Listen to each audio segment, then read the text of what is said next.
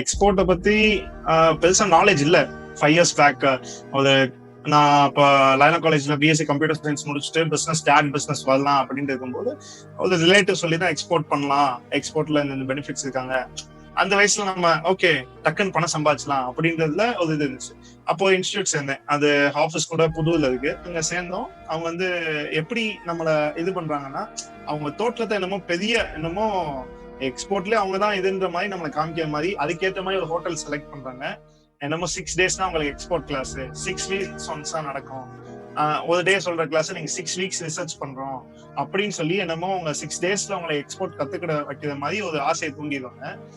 தூண்டும் போது நம்மளுக்கும் பாடா நம்மள எக்ஸ்போர்ட் பண்ணிடலாம் பாது அப்படி இப்படின்னு சொல்லி அப்பனா என்ன எல்லாம் சொன்ன மாதிரி தான். இதுக்கு முன்னாடி எல்லாம் பேசுறவங்க சொன்ன மாதிரி தான்.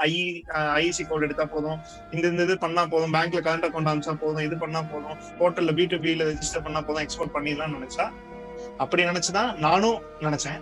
பட் அது எல்லாம் நம்ம பார்க்கும்போது ஒரு சின்ன மெசேஜோ இது பண்ணும்போது ரெஸ்பான்ஸ் வரல, இது பண்ணும்போதோ அதுக்கடுத்து நான் பண்ணும்போதுதான் இல்ல ரெஸ்பான்ஸ் வந்தாலும் அதை எப்படி ஹேண்டில் பண்ணணும்னு கூட யாருக்கும் சொல்லி கொடுக்கணும்.